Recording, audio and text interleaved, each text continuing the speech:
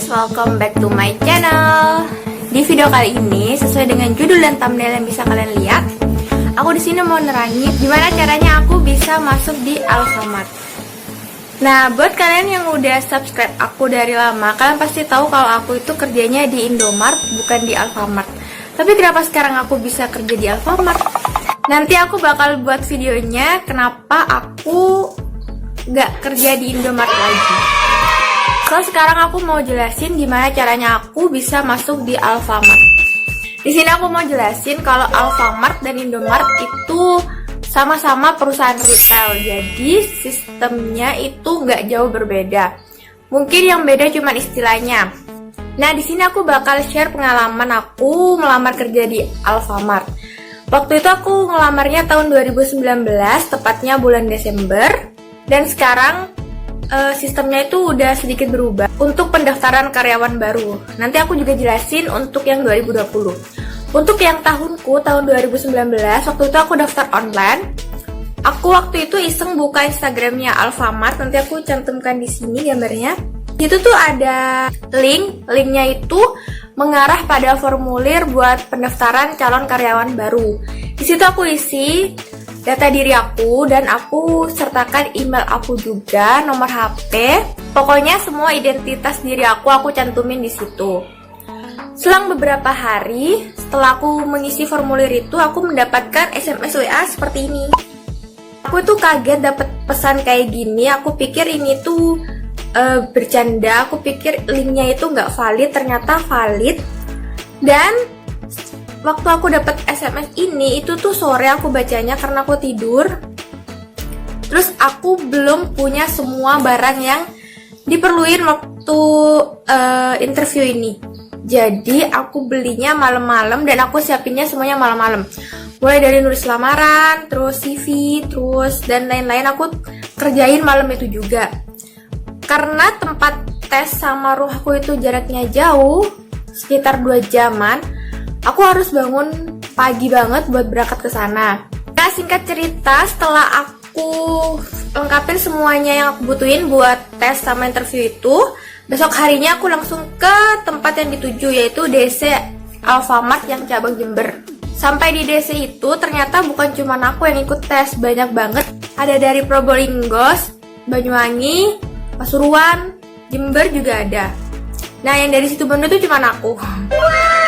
Waktu itu pesertanya ada 30 cowok sama 11 orang cewek. Jadi kebanyakan yang masuk Alfamart itu cowok.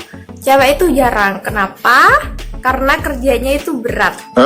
Nggak berat sih, maksudnya untuk aku ya, untuk cewek itu lumayan. Tesnya itu apa aja? Yang pertama, kalian diminta untuk mengisi data diri. Setelah kalian mengisi data diri, kalian akan diberikan soal. Itu ada 20 soal 20 soal matematika, tapi matematikanya beda sama kayak yang di Indomaret.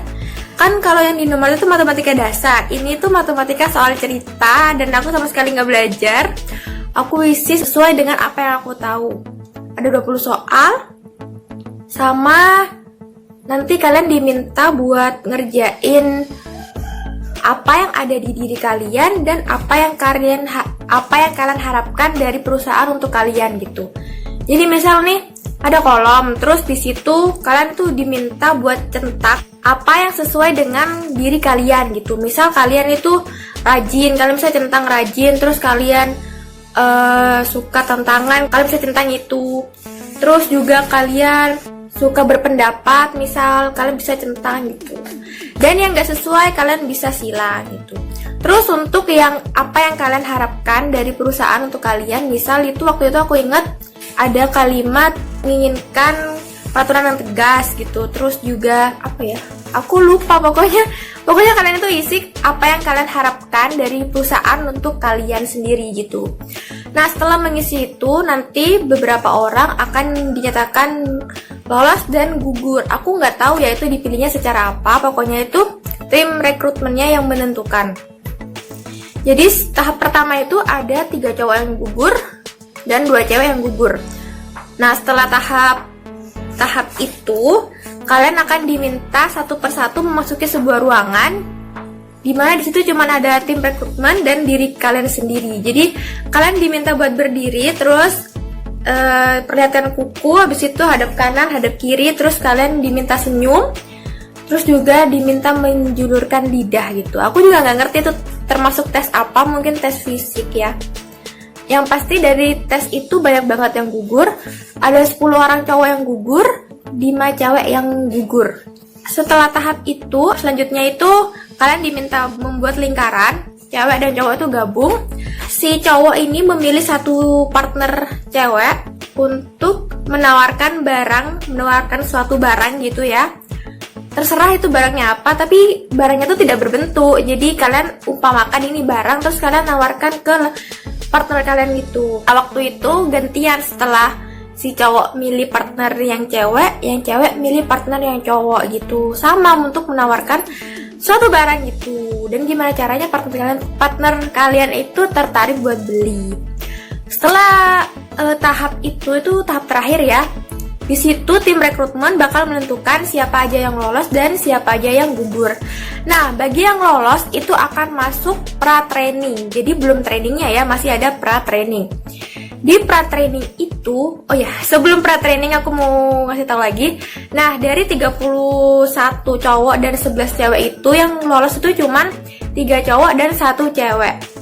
Dan itu ceweknya cuman aku, alhamdulillah banget. Dan yang 3 cowok itu ada temen aku. Di sini aku bikin grup langsung sama mereka. Nah, setelah dinyatakan lulus ke tahap pra-training, di tahap pra-training ini kalian akan dikumpulkan sama orang yang kemarinnya udah tes juga dan baru pra-training juga. Bukan angkatan kalian yang waktu itu tes sama kalian. Waktu itu yang dipanggil duluan buat pra-training itu aku. 3 cowok ini belum. Nah, aku waktu itu ketemu teman-teman yang udah daftar itu lama banget, ada yang udah 5 bulan baru dipanggil buat training gitu. Waktu pra-training itu kalian cuma diminta ngelengkapin berkas-berkas yang belum lengkap waktu kalian daftar. Waktu itu aku belum nyertain KTP ayah aku, terus foto aku belum lengkap, terus kartu keluarga, fotokopinya itu. Nanti di akhir pra-training itu kalian akan diinfokan kapan kalian training dan apa aja yang kalian bawa untuk masa training itu. Oh iya, aku lupa, waktu pra-training itu kalian udah dikasih tahu kalian nanti bakal ditempatkan di toko mana. Jadi setelah pra-training itu, setelah kalian pulang dari pra-training, kan pra-trainingnya di DC. Kalian pulang lagi ya ke rumah kalian, nanti besoknya itu kalian datang ke toko penempatan yang udah dikasih tahu waktu pra-training itu. Waktu kalian ke toko penempatan itu, kalian akan disertai dengan surat pengantar ke toko. Di situ tertulis nama kalian, toko penempatan kalian, terus posisi kalian juga di situ. Di kertas itu juga ada beberapa tugas. Nanti aku kasih di sini fotonya ya. Kalian diminta buat nyelesain tugas itu dan dibawa ke training pada hari Seninnya gitu. Di Alpha, masa trainingnya itu berlangsung selama 7 hari, baik cowok maupun cewek. Kalau di Indomart kan cowok itu 7 hari dan cewek 14 hari, karena banyak banget materi untuk seorang kasir. Di Alfamart ini nggak ada posisi kasir ataupun pramu, jadi mereka sama-sama ngedaftar di bagian kru. Aku bisa jadi kasir, aku juga bisa jadi pramu gitu. Multi talent. Nah, setelah itu melanjut ke tahap training.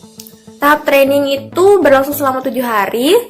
Dari jam 7 pagi. Jam 7 pagi itu diawalin dengan senam. Habis itu ke lobby. Di lobby itu nyapa orang yang masuk office. Nyapanya itu ya selamat pagi gitu. Nanti kalian disuruh ngucapin kalimat itu setiap ada orang masuk. Selama 1 minggu ini kalian bakal diajarin ngasir. Kalian bakal diajarin jadi pramu. Pokoknya banyak banget materinya. Aku nggak bisa jelasin satu-satu. Pokoknya kalian ikutin aja trainingnya. Di sini aku mau ngasih tahu sesuatu sama kalian. Waktu training itu sebenarnya kalian itu udah dinyatakan lolos. Dengan syarat kalian attitude-nya itu harus bagus. Jadi jangan ngelawan, jangan bikin masalah. Pokoknya kalian ikutin aja apa yang disuruh trainer. Pas selesai training, hari terakhir training itu kalian diminta datang lagi ke toko penempatan kalian untuk mendapat nilai dari tim toko itu. Jadi satu hari itu kalian bertugas sebagai personil toko. Jadi kalian bekerja seolah-olah kalian tuh udah masuk di toko itu, udah jadi pegawai di toko itu. Nanti tim toko lah yang akan menilai kalian gitu. Kalian dinyatakan lulus atau enggak. Tapi menurut aku di sini penilaian dari tim toko itu untuk menentukan kalian lulus tidaknya itu hanya sebesar 30%. 70%-nya itu tim trainer yang menilai kalian. Karena kan selama 7 hari kalian training, kan yang menilai tim trainer. Jadi yang meluluskan itu tim trainer, bukan tim toko gitu.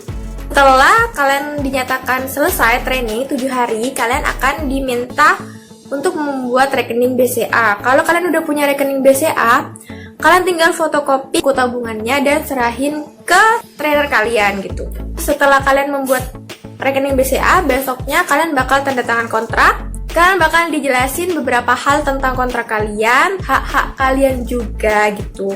Terus hari itu juga kalian bakal foto buat name tag kayak gini. Bedanya sama Indomaret, ini itu fotonya ngadep ke samping kayak gini. Jadi kalian bisa bergaya. Kalau di Indomaret kan kalian harus ngadep ke depan gitu. Terus setelah kalian dapat name tag ini, kalian bakal dapat seragam. Tapi waktu itu aku seragamnya dapat dari AC. AC itu area koordinator gitu. Oke, menurut aku segitu aja penjelasan dari aku. Kalau kalian ada yang mau ditanyakan seputar Alfamart, kalian bisa komen di bawah. Nanti aku balas-balesin.